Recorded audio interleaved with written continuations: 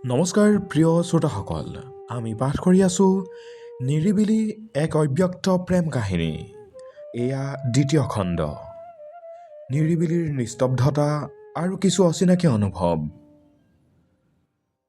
যোৰহাট বিশ্ববিদ্যালয়ৰ নিশাৰ আকাশখনত তৰাবোৰে যেন অলপ বেছিহে উজ্জ্বলকৈ জিলিকি থাকে।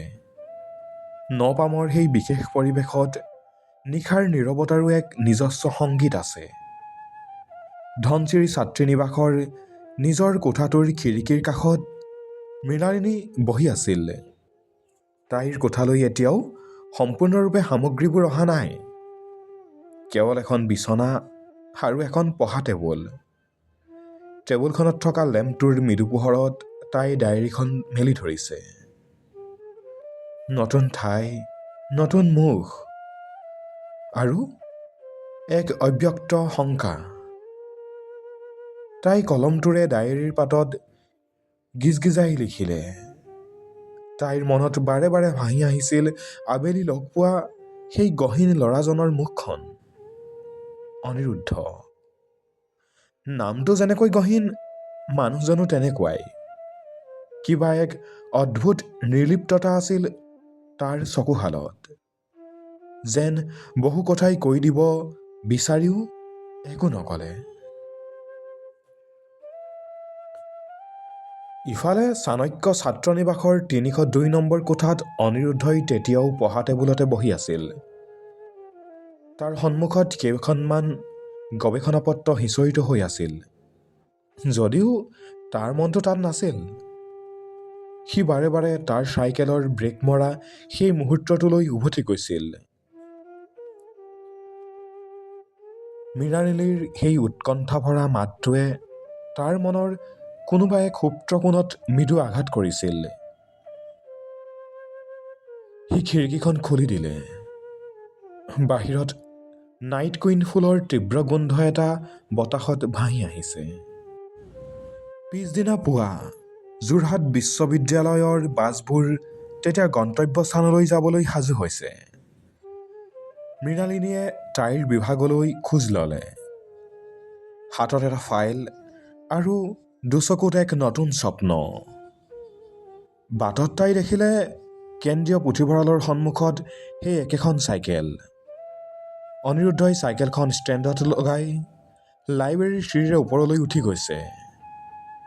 তাৰ খোজবোৰ স্থিৰ, যেন সি এই পৃথিৱীৰ কোনো কোলাহলৰ দ্বাৰা প্ৰভাৱিত নহয়। মৃণালিনীয়ে কিবা এটা ভাবি থমকি ৰ'ল। তাইৰ মন গৈছিল এবাৰ মাতিবলৈ, কিন্তু এক অনামী সংকোচে তাইক বাধা দিলে। তাই ভাবিলে, কি বুলি মাতিম? তেওঁ চাগে মোক চিনিও নাপাব। বিভাগত ক্লাছবোৰ আৰম্ভ হ'ল। নতুন অধ্যাপক, নতুন সহপাঠী। কিন্তু মৃণালিনীৰ মনটো যেন ক'ৰবাত হেৰাই আছিল। দুপৰীয়া লাঞ্চ ব্ৰেকত তাই যেতিয়া কেণ্টিনৰ ফালে খোজ ল'লে, তাই আকৌ অনিৰুদ্ধক দেখিলে। এইবাৰ সি এদল বন্ধুৰ মাজত বহি আছিল যদিও তাৰ মৌনতাখিনি যেন সকলোতকৈ পৃথক আছিল। মৃণালিনী কেণ্টিনৰ কাউণ্টাৰত থিয় দি থাকোঁতে হঠাৎ কাৰোবাৰ উপস্থিতি অনুভৱ কৰিলে। কালি হোষ্টেল বিচাৰি পালা তেন্তে? এটা চিনাকি গহীন মাত। মৃণালিনীয়ে চক খাই পিছলৈ ঘূৰি চালে। অনিৰুদ্ধ তাইৰ ঠিক পাছতেই থিয় হৈ আছে। তাৰ মুখত এটা ক্ষীণ হাঁহি, যিটো চকুৰে মন নকৰিলে ধৰিবই নোৱাৰি। হয়, কালি বিশেষ দিগদাৰ নহ'ল, ধন্যবাদ। মৃণালিনীয়ে অলপ লাজকুৰীয়াভাৱে ক'লে। নতুনকৈ আহিলে অলপ অসুবিধা হ'বই, কিন্তু কিছুদিন পাছত দেখিব এই বিশ্ববিদ্যালয়খন আপোনাৰ তেজত মিহলি হৈ গৈছে। ইয়াক আপুনি ভাল পাবলৈ বাধ্য হ'ব।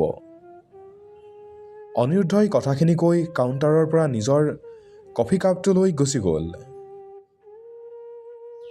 মৃণালিনী সেই ঠাইতে শিল পৰা কপৌৰ দৰে ৰৈ থাকিল। অনিৰুদ্ধৰ কথাখিনিত কিবা এক যাদু আছিল। সি যেন কেৱল এজন ছাত্ৰই নহয়, সি যেন এই গোটেই বিশ্ববিদ্যালয়খনৰ এক অবিচ্ছেদ্য অংশ। সন্ধিয়া মৃণালিনীয়ে অকলে সোণালী জয়ন্তী ভৱনৰ কাষৰ ঘাঁহনিত বহি আছিল। যোৰহাট বিশ্ববিদ্যালয়ৰ সন্ধিয়াটো সঁচাকৈয়ে মায়াবী। দূৰৈৰ পৰা কোনোবা ছাত্ৰই বজোৱা বাঁহীৰ সুৰ এটা ভাহি আহিছিল। তাইৰ মনত পৰিল অনিৰুদ্ধৰ কথাকেইটা। ভাল পাবলৈ বাধ্য হ'ব। তাই ভাবিলে এই নিৰিবিলি শব্দটোৱে কি কেৱল পৰিৱেশটোকে বুজায়, নে সি কাৰোবাৰ মনৰ এক বিশেষ অৱস্থা? অনিৰুদ্ধৰ মাজত যি নিস্তব্ধতা আছে, সেয়া যেন এই বিশ্ববিদ্যালয়ৰ আটাইতকৈ গভীৰ ৰহস্য। মৃণালিনীয়ে আকাশৰ ফালে চালে। তাই বুজি উঠিছিল যে তাইৰ জীৱনৰ এই নতুন অধ্যায়টো কেৱল ডিগ্ৰী লোৱাতে সীমাবদ্ধ নাথাকিব। ইয়াত এক অদৃশ্য সূতাৰে কোনোবাই যেন তাইক কাৰোবাৰ লগত বান্ধিবলৈ আৰম্ভ কৰিছে। এক অব্যক্ত প্ৰেমৰ বীজ চাগে সেইদিনাই ৰোপণ হৈছিল, যাৰ অংকুৰণ এতিয়াও কোনেও দেখা পোৱা নাই। প্ৰিয় শ্ৰোতাসকল, দ্বিতীয় খণ্ডটো ইমানতে সামৰিছোঁ। কাহিনীটোৰ গভীৰতা এতিয়া ধীৰে ধীৰে বাঢ়িবলৈ আৰম্ভ কৰিছে। আমাৰ সৈতে সংযুক্ত হৈ থাকিব পৰৱৰ্তী খণ্ডলৈ, য'ত আমি দেখিবলৈ পাম কেনেকৈ লাইব্ৰেৰীৰ কোনোবা এটা চুকত তেওঁলোকৰ মাজত এক নতুন বৌদ্ধিক আৰু আৱেগিক সম্পৰ্কৰ আৰম্ভণি হয়।